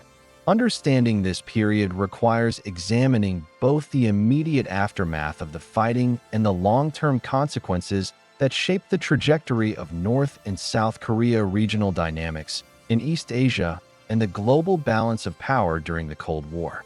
Immediately following the armistice, both North and South Korea faced the monumental task of rebuilding societies and economies shattered by 3 years of total war. Cities such as Seoul, Pyongyang, Kaesong, and Wonsan were reduced to rubble. Industrial centers had been targeted by aerial bombardments. Transportation networks were destroyed, and agricultural land lay fallow due to the displacement of farming communities and the destruction of irrigation systems. South Korea, with significant aid and investment from the United States and allied nations, embarked on a program of reconstruction. Roads, bridges, and infrastructure were rebuilt, schools and hospitals were reopened, and economic development initiatives began to take shape, laying the foundation for what would later become the Miracle on the Han River, transforming South Korea into a modern industrialized state. North Korea, by contrast, pursued reconstruction under the guidance of Kim Il-sung and the centralized, authoritarian communist state apparatus. The regime emphasized heavy militarization, rapid industrialization under strict state control, and the consolidation of political power through purges and ideological indoctrination. Soviet and Chinese assistance, in the form of machinery, industrial expertise, and material support, played a critical role in the rebuilding process. However, the war had inflicted deep social and economic scars. Agricultural production was hampered, urban centers remained partially destroyed, and the population endured severe shortages of food and essential goods. The authoritarian consolidation that followed would define North Korea as a highly centralized, isolated, and heavily militarized state. The human toll of the war extended far beyond the battlefield. Over 2.5 million lives, military and civilian, had been lost, and millions more had been wounded, displaced, or subjected to trauma that would persist for generations. Families were separated, with relatives stranded on opposite sides of the 38th parallel, many never to be reunited. Refugee crises created by the war displaced hundreds of thousands of civilians, particularly in the early years of the conflict, and the psychological scars endured by survivors influenced social structures, cultural memory, and political attitudes in both Koreas. Orphaned children, widowed families, and traumatized soldiers became enduring reminders of the human cost of ideological and geopolitical struggles. Geopolitically, the Korean War reinforced the bipolar world order of the Cold War. The conflict had demonstrated the capacity of local wars to escalate into broader confrontations between superpowers. The intervention of China and the active role of the United States in defending South Korea solidified Korea's status as a critical front in the ideological contest between communism and democracy. The Soviet Union, though less overtly involved militarily, had shaped strategic decision-making through material support and diplomatic influence, establishing a precedent for indirect superpower engagement in regional conflicts. This entrenchment of Cold War divisions in East Asia would influence not only Korean policy, but also the strategic calculations of Japan, Taiwan, and the broader Western alliance system for decades to come. The establishment of the Demilitarized Zone, DMZ, along the 38th parallel was one of the most tangible legacies of the conflict. Though intended as a temporary buffer to prevent renewed hostilities, the DMZ became one of the most heavily fortified borders in the world. Both sides maintained large standing armies along this frontier, and incidents of provocation, infiltration, and skirmishes continued throughout the Cold War. The division of the peninsula became emblematic of the ideological and political divide between the communist North and the capitalist South, serving as a constant reminder of unresolved conflict and the fragility of peace in a deeply divided region. The Korean War also profoundly influenced military doctrine and strategy worldwide. The brutal lessons of attritional warfare, combined arms operations, extreme environmental conditions, and multinational coordination informed subsequent conflicts. The UN Command's experience in Korea shaped U.S. military policy and preparedness, including doctrines for rapid deployment, combined air-ground operations, and coordination with allied forces. For China, the war demonstrated the effectiveness of large-scale, highly disciplined infantry in conjunction with strategic deception and the use of terrain, influencing military thinking for years to come. The conflict also highlighted the importance of logistics, supply chains, and intelligence in modern warfare, as well as the psychological resilience of soldiers in extreme conditions. Culturally, the Korean War left an indelible mark on both Koreas and their populations. In South Korea, memories of the war influenced political discourse, national identity, and the narrative of resilience and reconstruction. The war became central to educational curricula, commemorative practices, and popular culture, though often framed in terms of heroism and the struggle against communist aggression. In North Korea, the war was mythologized as a patriotic struggle against imperialist forces, providing the regime with a narrative to legitimize authoritarian control and militarization. The war's portrayal in literature, film, and art reflected not only national identity, but also the ideological battles that continued long after the shooting stopped. Internationally, the Korean War set precedents for multinational military cooperation under the auspices of the United Nations. It was the first significant post-World War II conflict in which a UN coalition engaged directly in combat operations.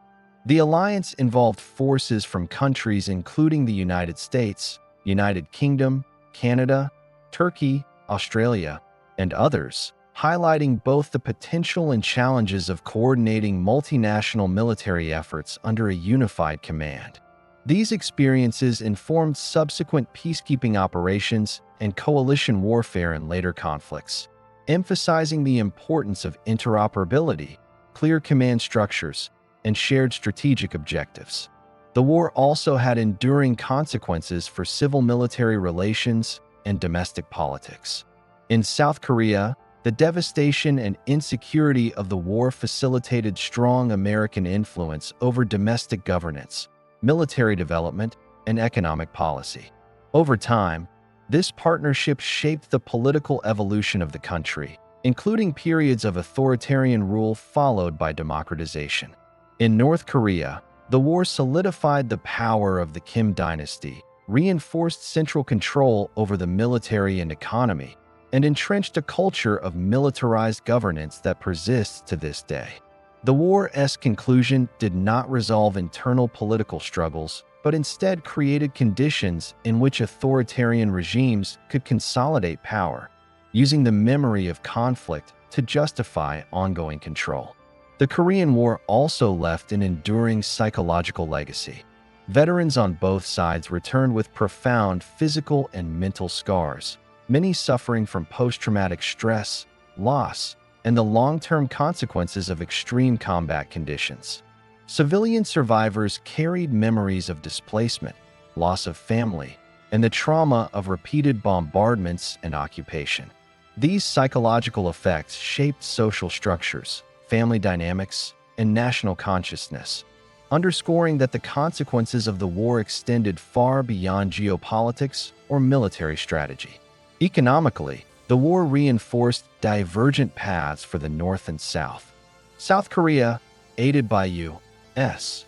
reconstruction programs and eventual economic liberalization, embarked on a path toward industrialization and modernization. Infrastructure, education, and international trade became central to national recovery and growth. North Korea, meanwhile, pursued a centrally planned economy focused on self-reliance, heavy industry, and militarization. The stark contrast in post-war economic trajectories created profound disparities that persist, illustrating how conflict can shape development paths and influence long-term prosperity. The Korean War's legacy in international relations is equally profound. It underscored the dangers of proxy wars during the Cold War, highlighted the strategic importance of East Asia in global politics, and established patterns of military, economic, and diplomatic engagement that influenced subsequent U.S., Chinese, and Soviet policies. The armistice and the ongoing division of Korea became a focal point for security considerations, nuclear strategy, and diplomatic negotiations throughout the latter half of the 20th century. Korea emerged as both a symbol of Cold War tensions and a reminder of the enduring consequences of unresolved conflicts. Amid the geopolitical chessboard, the calculations of generals, and the strategic maneuvers of superpowers, the stories of ordinary people in the Korean War often remain overshadowed. While textbooks and documentaries frequently focus on troop movements, battles, and diplomacy, the lived experiences of civilians, the silent witnesses and survivors of devastation, reveal another, equally important dimension of the conflict. These are the forgotten stories, narratives of resilience, suffering, and human endurance that illuminate the profound social and cultural impact of the Korean War between 1950 and 1953. From the earliest days of the war, civilians bore the brunt of military operations. When North Korean troops crossed the 38th parallel on June 25, 1950, millions of South Koreans found themselves caught in an abrupt invasion. Cities and towns were overrun within days. Seoul, the capital, fell rapidly, forcing government officials, soldiers, and civilians to flee southward. Refugee columns stretched for miles, filled with families carrying what little they could salvage. Elderly, children, and the sick struggled alongside soldiers and able-bodied citizens, walking under the relentless sun, heavy rain, and the constant threat of artillery and strafing. The exodus was chaotic, often deadly, and created enduring trauma. Many refugees never returned to their homes, leaving communities permanently disrupted. Throughout the war, the civilian population was subject to displacement and forced migration. Entire villages in contested areas were abandoned, while others were subjected to occupation, looting, or forced labor. North Korean and Chinese troops, as well as UN forces, frequently commandeered local resources, including food, livestock, and shelter. This disruption of daily life led to widespread famine in some regions, as agricultural cycles were interrupted, storage facilities destroyed, and transportation networks rendered inoperable.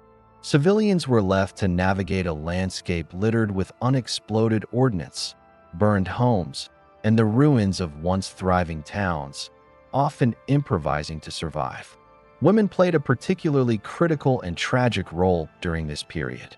With men conscripted, killed, or missing, women became primary providers for their families, taking on labor-intensive work such as farming, carrying supplies, and securing shelter. They faced sexual violence, harassment, and exploitation from occupying forces, a grim reality that affected both the body and psyche. Despite these horrors, women also displayed extraordinary resilience, organizing local communities, assisting refugees, and sustaining families amidst extreme hardship. Their stories, often marginalized in historical narratives, are essential for understanding the full human cost of the war. Children were among the most vulnerable victims. Separated from parents, orphaned, or forced into child labor, they endured trauma that would affect their entire lives.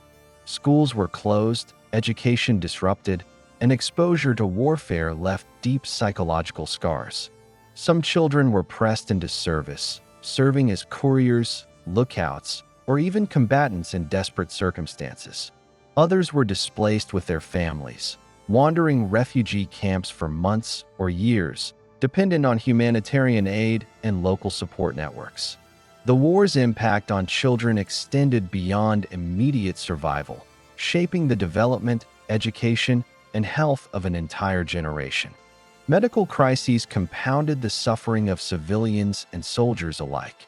Hospitals and clinics were overwhelmed or destroyed, and access to basic healthcare became scarce. Wounded soldiers and civilians often relied on improvised treatment, lacking both trained personnel and essential supplies. Epidemics of communicable diseases, including dysentery, typhus, and influenza, further ravaged populations weakened by starvation and exposure. Humanitarian organizations, including the Red Cross and missionary groups, provided critical relief, but the scale of need often exceeded available resources, leaving communities to cope with extraordinary adversity. The psychological burden of the war was immense. Civilians lived under constant threat of shelling, aerial bombardment, and shifting front lines. Fear, uncertainty, and grief became daily companions. Families were fragmented, sometimes permanently. As men were conscripted or killed, women were displaced, and children were orphaned.